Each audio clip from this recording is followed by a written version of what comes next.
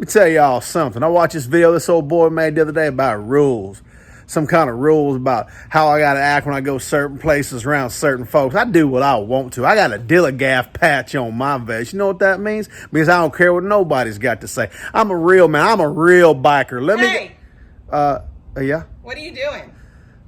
I'm making my video for my biker buddies. I thought I told you to get those dishes done. We got stuff to do. But can I make my can I at least roll the No, I'll roll the intro.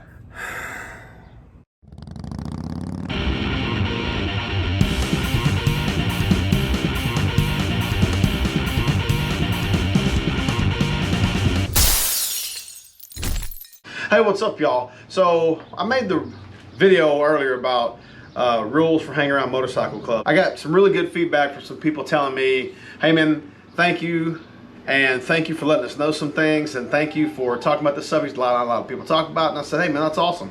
And I had some people that asked me some really good questions too.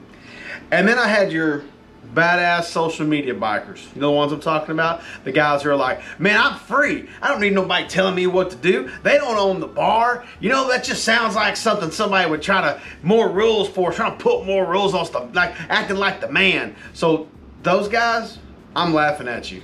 I'm laughing at you because guess what? All I wanted to do was make some basic things to try to help you stay out of trouble or not have problems when you go to the bar where there's club members. And of course, that's exactly the opposite of how you took it. So I hope you guys ignore what I had to say, and I hope you go to the biker bars around the club members, and I hope you go against everything that I told you, because you know they won't just talk to you then one of the guys was like, yeah man, they're gonna jump all over you and beat you up. Well, if you go do stupid things like that, yeah, that is gonna happen to you, and you kind of deserve what you get for going and acting like a jackass and being disrespectful. This video today, I'm gonna go through some really quick things because I had a lot of questions that were asked to me. A lot of questions asked about hanging around club members. A lot of questions asked about riding with club members. Every club is different. I also had some people ask me about some of the things I said in the first video about like your one percenters and your motorcycle clubs. So not every three-piece patch that we talked about last time, not all of those are 1% clubs, just so we're clear.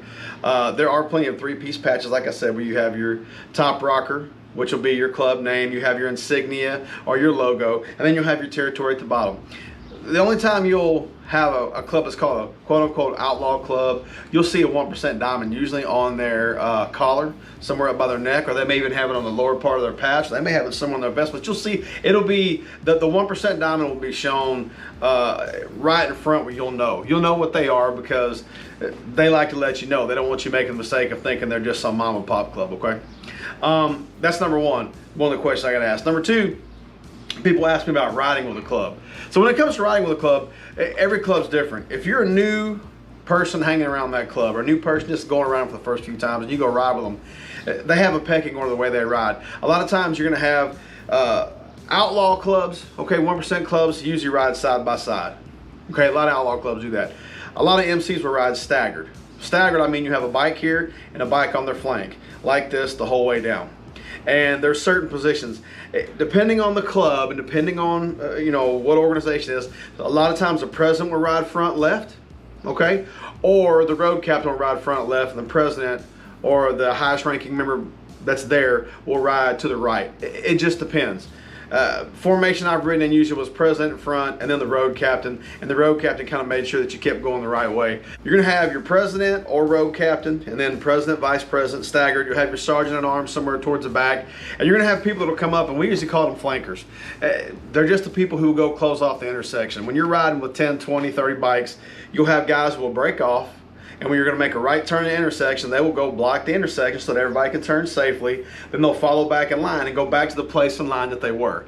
That's pretty typical. You'll have somebody at the very back they call the tail gunner. Sometimes I'm a sergeant at arms, but somebody who runs a tail gunner position. That tail gunner position just makes sure that everybody keeps going in the pack stays together. Another thing is that if you're somebody who's friends with the club, or you're just a hang around or prospect, you usually ride towards the back. You're not up front with the officers. They usually keep you towards the back, depending on what club it is. It's going to be your responsibility if you're following the pack to get there. The other thing about riding with clubs is clubs ride in formation. Usually clubs ride, I'm not going to say fast, but I typically ride, my wife followed me the other day, and I do 10 to 20 over the speed limit because I don't want cars around me. Clubs are all in tight and they want to stay together. the pack will move from lane to lane together. That's what the pack will do, lane to lane together, and they're going to stay together and try to stay away from cars and traffic because they don't want any issues with cars, because people drive stupid, especially when they see a pack of bikes. When it comes to riding, ride your ride. If you're not a very experienced rider, going riding with a club that's riding high speeds, that's going to be something that you may not want to do. You might want to just tell them you'll meet them there. But you have to, when you get into a pack, you have to, what we do, we call riding your ride. If everybody else is doing 10, 20 over the speed limit, you're not comfortable doing that, hang back, ride your ride, get there at your own pace. Another question I got that I answered, but I want to talk about is, if you're riding and you come up on a club full of bikes, and this is especially important for like a funeral procession, when you have a club that's bearing a member, they can have 100, 150 bikes. Do not run past that club and speed past them when they're in a funeral procession. Don't do that, period. When it comes to, if you're behind them and you've got someplace to be, get off the road exit, like take another route. Don't do that. That is seen as a sign of serious disrespect because they're burying a brother or sister. I would also say to you, if you roll up, you see a bunch of club members riding and there's slow traffic around them, they're going, do not run up in the middle of them trying to split between them and go. That's another bad idea. Any club worth their salt is going to make sure they run your ass off the shoulder, off the road, if you break in amongst their club members and try to whip in and out of them, because that's just riding stupid, okay? It's disrespectful to ride around anybody that way. They are going to keep their pack tight. They're going to stay together tight, and they're not going to let you just run amongst them and take a chance of hurting their members. They're going to defend themselves. They're going to defend their members.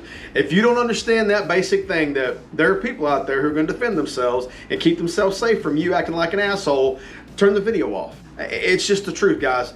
Think about these things. It's basic respect things. So the question I did get asked was about funeral processions, about riding with a pack, passing a pack. I don't pass a pack of club members. I stay towards the back, and a lot of times if they're going slower, that club will wave you on. They will. They'll say, hey man, come on, and they'll have you go around them. Wait till you see that before you go around them. Wave at them, tell them thank you, be appreciative. They're trying to, hey, come on man, go ahead and go. They're not gonna hold you up. Just be respectful when you're on the road. It's no different than when you be on the road riding with other riders. Just be respectful, okay?